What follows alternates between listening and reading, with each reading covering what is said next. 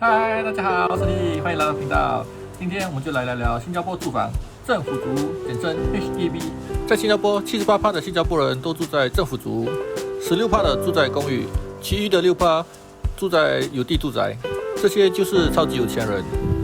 以往住在政府租屋的人高达82%，为什么这个数字会掉呢？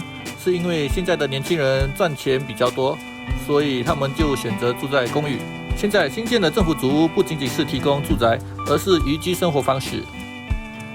在组屋的周围都有邻里商店，那就可以在那里购买日常用品、剪头发，在咖啡店或者餐厅吃早午晚餐等等。喜欢运动的人就可以到家附近的健康角落、公园、篮球场、羽毛场或者或运动跑道运动一下。每个城镇都有一个市中心，那里就有购物中心、银行、游泳池、地铁站、图书馆。还有电影院。新加坡现在有这么好的租屋政策，我们就要看回新加坡1950年代的时候。那时，大多数的新加坡人不是住在店屋，就是住在钢板或者小村落，卫生条件真的很不好。如果一个人生病，细菌传播的速度就很快。新加坡也标称为贫民窟。当时钢板的房子大多数都是用木板建造的，一旦有一颗小火花，就可以把整个钢板烧毁。屋顶就是用金盖的，下雨的时候一定就会听到滴答滴答的声音。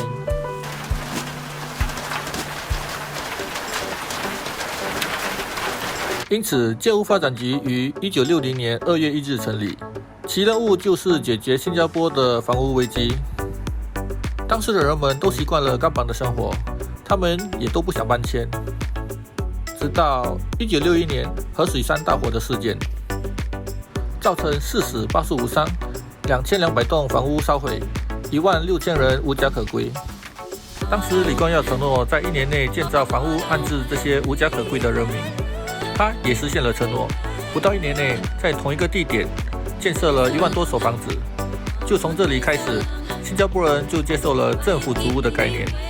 在1964年，政府推出了居者有其屋的政策，那就是每个新加坡人都有能力买到自己的房子，就有一个归属感。新加坡就是我的家。当时因为要把大批的人民搬进组屋区，组屋的外观是完全没有设计感的，比较重视实用性。现在建造这些屋子就跟以往很不同了，都用上了艺术和科学。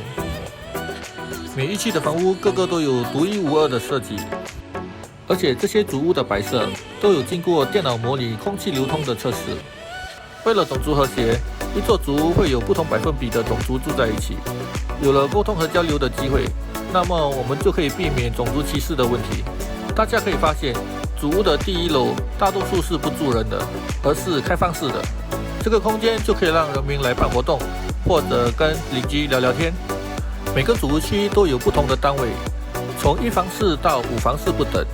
小夫妻适合买3房式或者4房式的单位。如果他们有了小孩，他们就可以把现在的单位卖掉，去买更大的单位。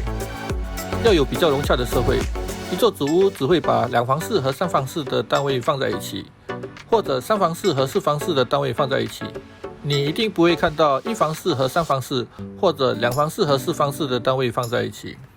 这一点我相信有些新加坡人也不知道。这些房子有政府的补贴，所以有严格的规定，人民是不可以拿来做投资。如果要把房子卖了，需要住满5年到10年。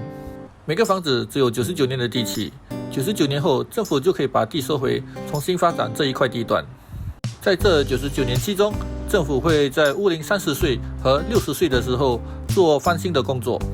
将来新一代的政府组屋让屋主可以选择监控他们的能源消耗和控制智能电器，不用离开组屋就可以到楼上的天空花园运动。屋顶就会装上太阳能板来帮忙电动汽车充电，公共区域的灯也会装上太阳能板和智能感应。人流少的时候，它们就会变暗。当科技越来越进步时，我们就会看到越来越高层楼和自给自足的组屋。那你们希望以后的新加坡政府组屋会有怎样的设备？和还有什么可以进步的空间呢？可以在以下留言。今天的视频就到这里了，希望你们会喜欢。我们下个视频再见吧。我是沈毅，如果你喜欢我拍的视频，就记得订阅我的频道。下个视频见吧。